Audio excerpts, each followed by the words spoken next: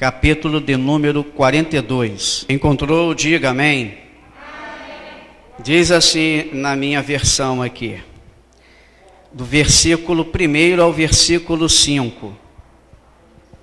Então respondeu Jó ao Senhor e disse: bem sei eu que tudo podes, e nenhum dos teus pensamentos pode ser impedido. Quem é aquele, dizes tu, que sem conhecimento encobre o conselho? Por isso falei do que não entendia, coisas que para mim eram maravilhosíssimas, e que eu não compreendia.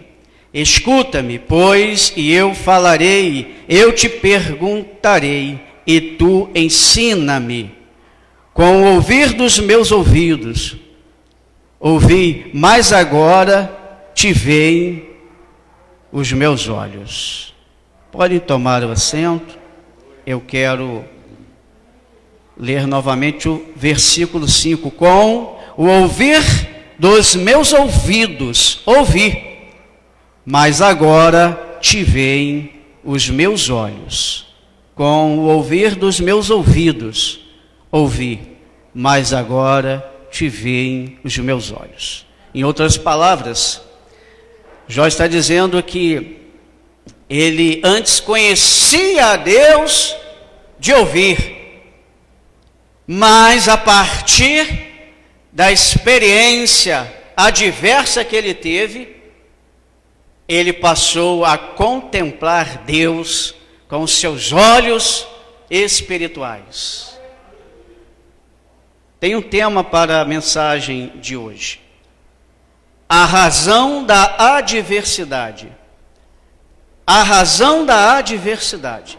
Em tempos tão difíceis, como já foi falado aqui pela irmã Andréia, como tem sido falado em vários cultos, nós estamos vivendo já há mais de um ano, tempos de adversidade, tempos assim de pesar, de choro, de tristeza, mas eu encontro, e nós como cristãos temos que encontrar num momento como este, um momento de alento, uma oportunidade de nos alegrarmos, irmãos. Porque ao sair daqui, nós vamos nos deparar, quem sabe, eu não estou aqui profetizando, não, jamais, não estou também sendo pessimista, mas sim realista. A irmã Fátima mesmo me disse que a cada 5 minutos, se eu não me engano, no Hospital da Posse, é uma notícia de óbito por Covid. Isso só no Hospital da Posse. Sem falar nos outros hospitais, nos grupos, é diariamente a notícia de morte nos últimos mais de 12 meses, pela pandemia. Então, é um momento de tribulação, de adversidade constante que nós estamos vivendo. E nós temos, mesmo que em pensamento, a maioria de nós cristãos temos indagado, nós temos questionado a Deus, mesmo sem falar, a maioria de nós cristãos, o porquê disso, o porquê de Deus permitir essa pandemia. E claro, a resposta vem de várias formas, mas em geral nós achamos a seguinte resposta: é porque Deus tinha que despertar a igreja, despertar os crentes para orar mais, para buscar mais. Tudo bem, mas o porquê de Deus permitir essa situação de morte no meio de famílias, de lares cristãos? Por que Deus tem permitido que homens de Deus, mulheres de Deus, inclusive aqueles que até novos, com saudáveis, nós não encontramos ainda a resposta. Por quê? Porque ninguém pode entrar nos porquês ou nos paraquês de Deus. Mesmo sem entender, é necessário crermos, irmãos, confiarmos e aguardarmos o tempo de Deus. Eu estou falando isso porque agora, nesse momento de pandemia e de tantas mortes, nós temos que confiar que nada foge ao controle de Deus e que tudo tem uma razão, mesmo a adversidade, mesmo o sofrimento, irmãos. Nada acontece por um acaso na vida dos escolhidos por Deus, ou dos escolhidos de Deus. E isso aqui, ela cabe muito bem a exemplo da história do patriarca Jó. Quem conhece a história de Jó, quando você começa a ler a história dele, nós nos deparamos com essa indagação. Um homem reto, íntegro, temente a Deus, que se desviava do mal, o homem justo, porque assim a própria palavra, a própria escritura dá esse testemunho acerca de Jó. Por que Deus permitiu que tamanha adversidade viesse sobre ele? E quando nós nos deparamos com pessoas desta reputação, né, justa, quase perfeita, reta, honesta, íntegra, nós até parabenizamos, né? Como, pensando nisso, me veio a fala do nosso Senhor Jesus lá em Lucas, capítulo 17, quando ele vai dizer que não é mais do que a nossa obrigação, irmãos, sermos honestos, sermos íntegros, sermos retos, sermos pregadores do Evangelho. Parabéns, irmã Ângela, porque a irmã Ângela, mesmo diante, né, das muitas lutas que a irmã enfrenta, eu estou aqui só ilustrando, né, se bem que a irmã enfrenta lutas assim como eu, né, mas parabéns porque a irmã até aqui não olhou para trás, e Jesus fala assim: não fez mais do que a sua obrigação, irmã Ângela. Jó não fez mais do que a obrigação dele. Mas ainda assim Deus permitiu, queridos, olha, não virá sobre você, sobre mim, adversidade ou provação que você ou eu não possamos suportar. Isso a Bíblia nos garante. Eu acredito que a provação que veio sobre a vida de Jó, muitos, nos dias de hoje, superariam ou estão superando por aí afora, irmãos. Porque tem casos aí de pessoas que perderam o emprego em meio da pandemia, e não só perderam o emprego, perderam, né, muitas pessoas no meio da família, e a gente olha.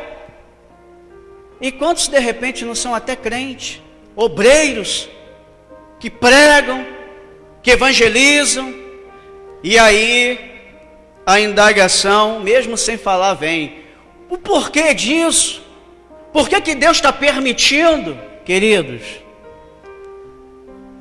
tudo tem uma razão na vida do escolhido, na vida daquele filho, que é filha de Deus. Eu li aqui em Jó o desfecho de toda aquela adversidade que Jó passou, para que Jó pudesse experimentar um sobrenatural com Deus, para que Jó pudesse ter uma intimidade com Deus. Ele precisou passar por aquela adversidade. Eu não tenho dúvida de que a vontade permissiva de Deus que veio sobre Jó está vindo sobre muitos de nós, irmãos. Porque a adversidade, a tribulação, de certa forma, ela forja o caráter cristão, irmãos. É na luta, na adversidade, que o crente, de fato, ele se volta mais para Deus, ele passa a orar mais, ele se volta mais para a palavra de Deus. A despeito de Jó, aqui muitos conhecem a história de Jó. Aqueles que não conhecem vão estar conhecendo um pouquinho agora, porque eu pretendo aqui descrevê-la de forma bem assim superficial, porque até então eu estou dizendo para vocês aquilo que está escrito lá nos primeiros versículos do testemunho que a própria Escritura dá sobre Jó, um homem quase perfeito, irmãos. Por quê? Íntegro, reto, justo, temente a Deus, que se desviava do mal. Olha só, um homem que não tinha só esse caráter ilibado, mas ele também era, materialmente falando, gente, se fosse hoje seria um desses bilionários que tem por aí, Edgar. Uma vez aqui pregando, não me lembro se sobre Jó, mas eu me lembro de ter dito que Jó, trazendo para o contexto de hoje, ele seria dono da maior transportadora, porque ele tinha, dentre tantas fazendas, ele tinha 3.000 camelos. Camelos era animal de transporte. Ele tinha uma transportadora, irmãos. Ele era um homem que tinha juntas de bois, de jumentos, 7.000 ovelhas no seu pasto. A Bíblia vai dizer que ele era o homem mais rico do Oriente. E era reto, íntegro, temente a Deus, se desviava do mal, seguia a tradição. Ele, enquanto a sua família, seus filhos, não adoravam a Deus, ele perdia noites, como muitos pais hoje perdem noites, acordando de madrugada para orar pelos filhos. Assim Jó fazia. Ele fazia tudo direitinho ali, naquilo que nós poderíamos dizer que seria a cartilha da época, a cartilha cristã, ou não cristã na época, mas que seria hoje a cartilha cristã. E aí você fala, esse é próspero, esse é abençoado, é um exemplo, segue a tradição. Os filhos não estão nem aí para Deus, mas ele vai lá, continua firme, inclusive continua sem cessar sacrificando pelos filhos, não só para ele próprio, mas olha só, irmãos, é um homem abençoado. De repente esse homem abençoado, irmãos, da noite para o dia, porque a Covid é praticamente da noite para o dia. De repente você recebe a notícia que fulano, que ciclano foi internado. Aí quando você pensa que está lá já recebendo alta do oxigênio, foi entubado. E aí de repente você continua firme ali na fé, porque você crê em Deus, você crê no milagre, e a notícia vem que a pessoa faleceu. E as notícias lá que chegaram para Jó, irmãos, foram as piores possíveis. A fazenda dele foi se acabando. As 7.000 ovelhas, chegou a notícia que se acabou. Os 3.000 camelos, as juntas de boi foram se acabando ali, toda aquela fazenda. E o pior ainda estava para acontecer.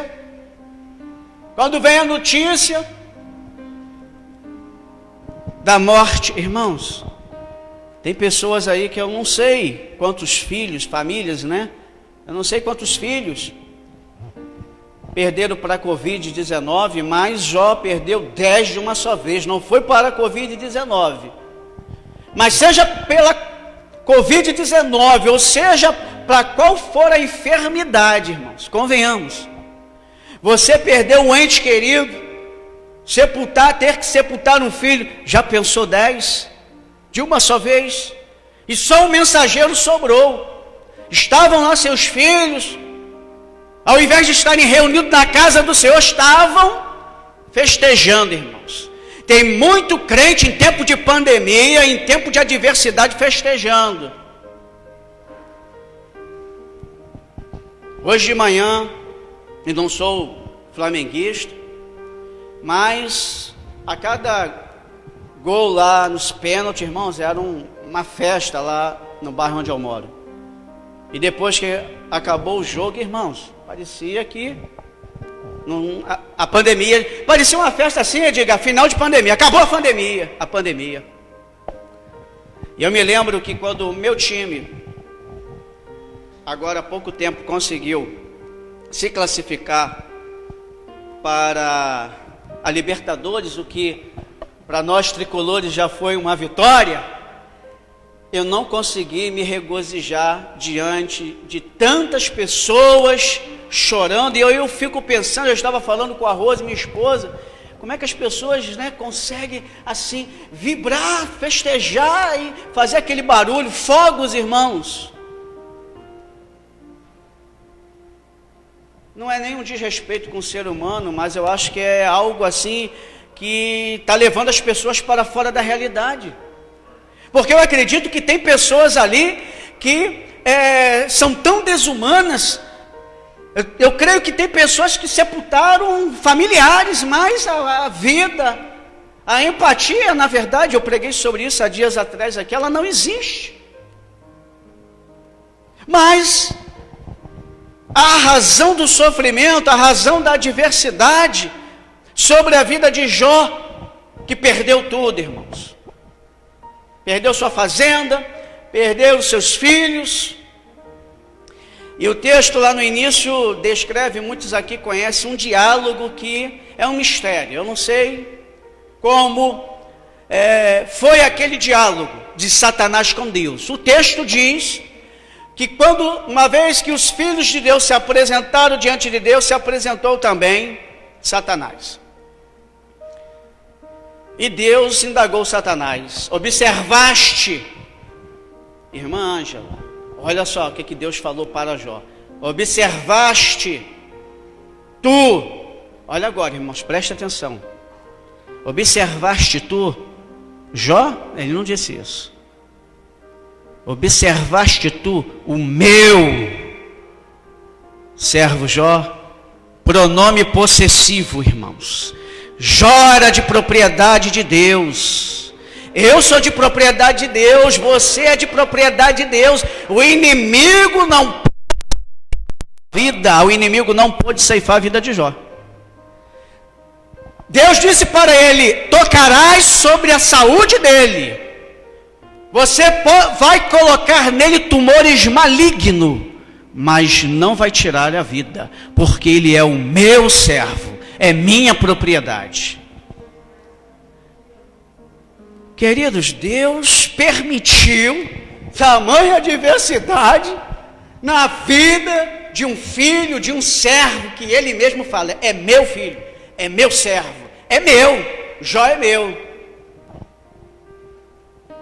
E aí a pergunta que não quer calar: mas por que isso? Para que isso? Vontade permissiva de Deus entrou, irmãos. A vontade permissiva de Deus entrou na vida de Jó. E quando Jó recebeu a notícia que os filhos morreram, ele adorou o Senhor. Quando ele recebeu a notícia que a fazenda dele acabou, ele adorou o Senhor. Está escrito lá, irmãos.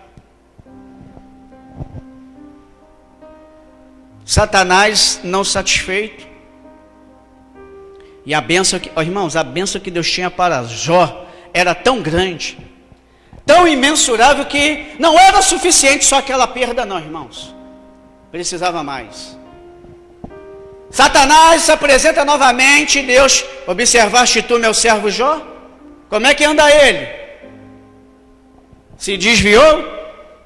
Aí Satanás responde: não se desviou não, mas também deste-lhe abundância de saúde. Tudo que ele perdeu, ele pode conquistar novamente. Tem saúde, pode trabalhar, ficar rico de novo, pode ter filhos novamente. Por isso ele é fiel. Ah, é? Arranca-lhe a saúde. Pode colocar nele câncer, tumor maligno. Está escrito lá, irmãos. Só não toque na vida dele, porque a vida dele me pertence. Aí Satanás foi lá e muitos aqui sabem o que aconteceu. A escritura mostra lá, Michel, o velho patriarca, outrora rico, milionário, próspero, 10 filhos, imagina só quantos netos, né? Ele poderia vir ter. Agora está aquele servo de Deus lá com cacos de telha, raspando as feridas do câncer.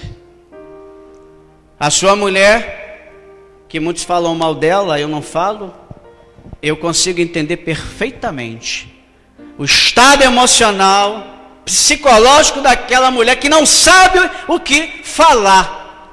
Ela fala para o seu marido: ainda retens a fidelidade a esse Deus? Amaldiçoa esse Deus e morra. Em outras versões, como a Reina Valera, está escrito: bendizei a seu Deus e morra. Aí Jó fala: coitada, eu entendo que você jamais poderia entender.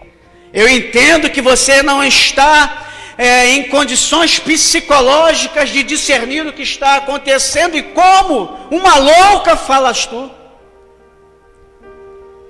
Nu eu vi este mundo, eu não tinha nada. Olha só, tudo que eu conquistei foi Deus que me deu, agora o Senhor tomou. Bendito seja o nome do Senhor. Olha só, irmãos, não perdi nada, eu não tinha nada, agora eu não tenho nada, vou morrer, o Senhor me aguarda, bendito seja o nome do Senhor. Irmãos, nesses tempos que nós estamos passando aí de pandemia, de adversidade, tem muitas pessoas, irmãos, que estão emocionalmente falando pior do que Jó, emocionalmente falando, e não é para tanto, estão pior do que Jó. E o pior é que no momento desse tem crente, eu estou falando de crente, eu não estou falando de ímpio, que não tem discernimento nenhum, vai lá, ao invés de ser útil numa boa palavra, faz como os amigos de Jó fizeram. Faz como ele faz, Bildad e Zofar, que tiveram até uma boa, a intenção era boa, né? A motivação era boa, confortar, consolar o amigo. Lá o texto vai dizer, irmãos, que eles chegaram, tamanha a mazela, né, na vida de Jó, tamanha pandemia na vida de Jó, que eles não tiveram nem palavras, ficaram 7 dias em silêncio do lado do amigo. Mas quando abriram a boca, tem muito crente hoje em tempo de pandemia, irmãos, que está falando um monte de coisas que não tem nada a ver, porque não conseguem discernir o que está acontecendo. Não conseguem discernir que o que está acontecendo é a vontade permissiva de Deus, e ficam tentando achar resposta para os porquês e os paraquês, quando na verdade nós vamos ter que aguardar o tempo de Deus, irmãos, o desfecho disso tudo, porque Jó também não estava entendendo o que estava acontecendo. Jó, ele chega a também questionar a Deus, e quem não conhece o desfecho da história também questiona, ou questionaria. Irmãos, assim como Jó, indevidamente, nós também indagamos a Deus, questionamos os porquês e os paraquês, mesmo porque não entendemos, mas nada foge ao controle de Deus, tudo tem um propósito em Deus. Os porquês e os paraquês têm uma razão que nós iremos precisar aguardar. Eu creio que muitos que desceram à sepultura desceram para a salvação nesses tempos de pandemia. Eu creio nisso. Eu creio que muitos, Deus não permitiu a vida porque sabia a provação que está para vir. E eu não vou ser específico aqui, a Rose, minha esposa, sabe sobre um caso específico, sobre uma pessoa específica que internou, entubou e partiu. Deus recolheu. Mas se ela tivesse sobrevivido, nós sabemos que a primeira saída dela de casa seria para a casa do Senhor. Mas a provação que aguardava ela, no meio da família, E aí eu não tenho dúvida que ali, irmãos, é a salvação de Deus. Porque nos 5 dias que antecederam lá a intubação, Deus tratou com aquela pessoa. Então, irmãos, tudo tem um propósito. Isso que eu estou falando é baseado em quê? Baseado na fé. Baseado no discernimento espiritual. Eu não sei quantos aqui conhecem o testemunho de David Yong-Shu, mais conhecido como Paul Yong-Shu. Foi depois de desenganado pelos médicos, que ele já não tinha mais para quem apelar, porque para a sua própria religião, que era o budismo, ele já estava condenado, a sua família, ele estava isolado, irmãos, tuberculose.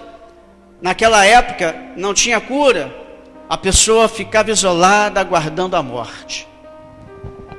Mas os enviados de Deus não têm medo da morte. E uma enviada de Deus ia lá evangelizar ele. Enviado de Deus não tem medo da morte. Deus mandou, ele vai. Mesmo se for para enfrentar a Covid.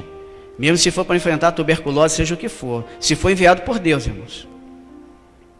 Pastora Márcia Tavares, que vocês conhecem, nós estávamos conversando ontem. E ela estava falando, eu não saio assim. Porque o profeta disse, ou a profetisa disse, porque eu sigo a palavra de Deus, que manda eu respeitar as autoridades. Os decretos das autoridades, Romanos 13:1, Tito 3:1, pode ler lá. Porque não existe autoridade no céu ou na terra que não proceda em Deus.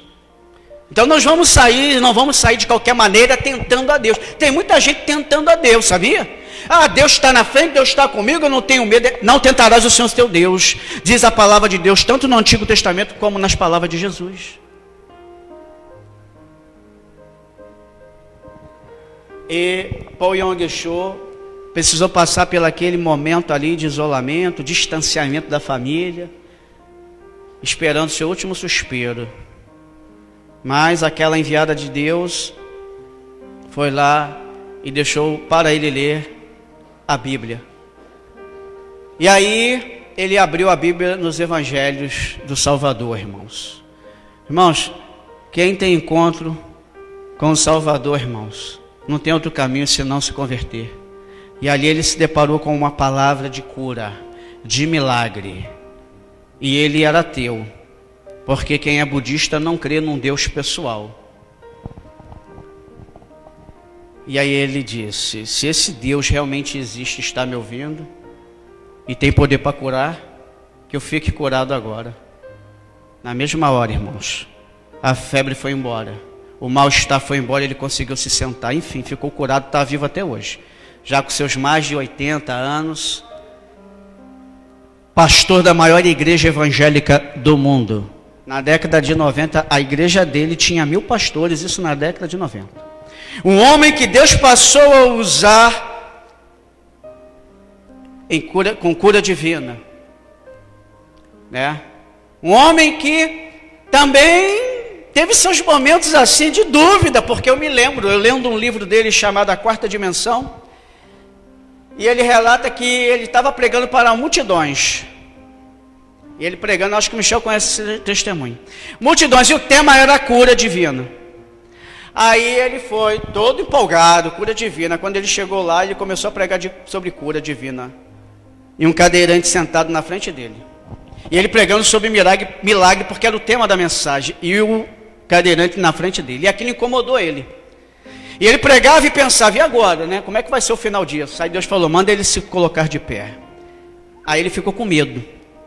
Fingiu que não ouviu Deus. Aí Deus falou a segunda vez. Aí ele fingiu a segunda vez que não estava ouvindo Deus, mas Deus sabia que ele estava ouvindo. Aí Deus falou a terceira vez. Eu não me lembro quantas vezes foi não, mas isso é só para ilustrar. Aí sabe o que ele fez, irmã Ângela? Ele pensou assim, se eu mandar ele ficar... Deus mandou, mas ele não sentiu segurança, irmã Elza. Ele fala que, ele escreve no livro, né? Ou o livro descreve que ele disse assim, já sei, vou pedir o povo para fechar o olho. E eu vou lá, fora do microfone, e vou mandar ele ficar de pé, ninguém vai escutar. Se ele não levantar, ninguém escutou. Aí ele, fecha o olho, vamos orar. Aí ele foi lá, tirou o microfone. Irmãos, eu estou aqui incrementando um pouco, tá, a ilustração. Ele foi lá, estendeu as mãos e disse, no nome de Jesus, levanta. Aí virou as costas, né? Aí nisso que ele virou as costas, ele só escutou a igreja glorificando. Quando ele olhou, aquele homem estava de pé, andando e glorificando ao Senhor.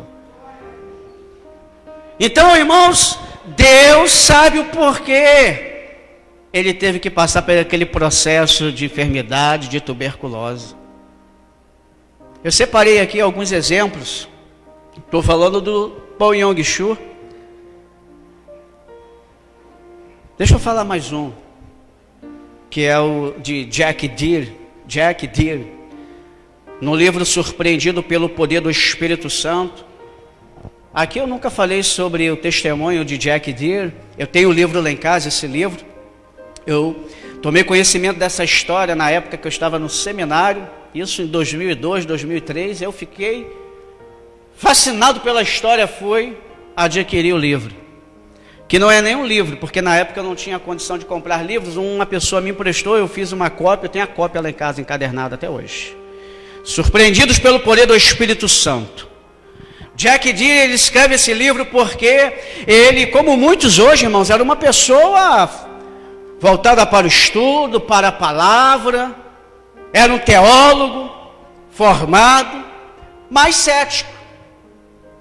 Tem muito crente, irmãos, que prega o evangelho, mas é cético, não crê muito em milagres não. E ele aceitou um convite para pregar. E eu não sei se o Michel conhece essa história, esse testemunho, narrado lá no livro Surpreendidos pelo Poder do Espírito Santo. E ele foi lá e se deparou com um ambiente pentecostal. E olha o tema, cura divina. Aí ele ficou frio, ficou gelado, preocupado, nervoso. E agora? Ano de 1986, se eu não me engano, em Dallas, nos Estados Unidos. E agora? Aquele adepto, aí muitos aqui não sabem o que significa isso, mas eu vou falar assim mesmo. Aquele adepto da teologia liberal, e de repente ele se depara com prodígios acontecendo, irmãos, milagres acontecendo. Ele se depara com aquela experiência sobrenatural do Espírito Santo. E falando sobre isso, eu me lembro de uma história parecida, de um pastor que foi pregar e também era assim, e ele estava pregando, e ele fez o apelo, e sabe quem foi o primeiro à frente a aceitar Jesus? Ele, o pregador. Por quê, irmãos? O mesmo Deus que operava prodígios, cura, milagres e maravilhas no Antigo Testamento, lá no Novo Testamento, é o mesmo Deus que através do Espírito Santo opera hoje sinais e maravilhas. Só que para atingirmos, prestem bem atenção, para atingirmos essa experiência, muitas das vezes é necessário passarmos por adversidades tais como a Covid-19. O Júlio Marinho, que eu não conheço pessoalmente, só conheço de ouvir, e já foi membro aqui nesta igreja, eu vi o vídeo, né, testemunho dele, e aí quando eu vi, eu imaginei assim, eu me coloquei no lugar dele, mas, se bem que ele já é crente, né, mas eu me imaginei assim, a pessoa fica radiante. Você vai lá, irmãos, no abismo da morte. Imagina aquele que foi entubado, que nos minutos ou segundos que antecedem a intubação, né, Ele está na fronteira da morte, irmãos. E aí eu não sei o que ele fala com Deus, ou o que poderia se falar com Deus. E aí você depois volta. E aí você volta. Irmãos, você experimentou um sobrenatural de Deus. Quantos crentes que estavam meio frios, não é o caso do Júnior Marinho não, estou falando de outras situações. E irmãos, eu já ouvi vários testemunhos de pessoas que saíram, se recuperaram, sobreviveram à Covid-19 e hoje estão radiantes por aí, dando testemunho. Lamentavelmente existem aqueles também que saíram, deram testemunho uma vez só e desapareceram. Conheço alguns casos, alguns irmãos, não são muitos, mas eu quero encerrar essa homilia com o texto de abertura, capítulo 42, versículo 5. É necessário muitas das vezes, irmãos, experimentarmos a adversidade, para só então termos um encontro sobrenatural com Deus. Foi o testemunho de Jó no capítulo 42, versículo 5, que nas minhas palavras, ele disse assim, antes, porque ele vai dizer que ele não entendia nada, e que até errou, se precipitou em algumas conclusões. Tem muito crente se precipitando aí, irmãos, nas suas conclusões. Eu já ouvi falar de gente que murmurou, dizendo, onde está Deus? Tem hora que eu penso até que Deus não existe. Olha só, irmãos. E aí eu lembro de Santo Agostinho, mais conhecido como Santo Agostinho, Agostinho de Hipona, um dos pais da igreja, que na Idade Antiga dizia assim, era tanta indagação, que ele não tinha resposta, mas ele tinha fé. Aí ele falava, olha, mesmo sem entender, mesmo sem saber responder, sobretudo eu creio para entender. Ou seja, primeiro eu creio, eu tenho fé mesmo sem entender, depois eu vou procurar entender. Mas tem crente não, irmã Elza, tem crente que é igual Tomé, né? Tem que ver para crer. Aí, irmãos, tem que passar no leito, tem que passar no estreito. Essa é uma das razões da adversidade na vida de muitos crentes, irmãos. Por isso o tema, a razão da adversidade. Nada acontece por um acaso, tudo tem um propósito em Deus, irmãos. Sobretudo na tua vida, que é propriedade de Deus. Sobretudo na minha vida, que sou propriedade de Deus. Eu fico imaginando o diabo no mundo do espiritual, os demônios não podem se aproximar, não pode tocar em você, não pode tocar em mim, porque lá em cima está Deus, né? Ou melhor, lá em cima não, Deus está em nós, e através do Espírito Santo, os demônios olham, o diabo olha, Satanás olha e fala, isso aí a gente não pode. Por quê? Porque é propriedade de Deus.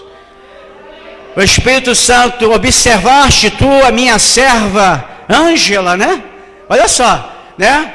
O meu servo Edgar, irmãos, nós somos propriedade de Deus. Então, irmãos, vamos crer, vamos confiar e vamos esperar a conclusão da adversidade, porque tudo tem um propósito. E assim eu encerro essa reflexão na noite de hoje, como um alimento espiritual de Deus na nossa vida, na nossa alma, para a honra e a glória do Senhor. E as palmas se elevam ao Senhor.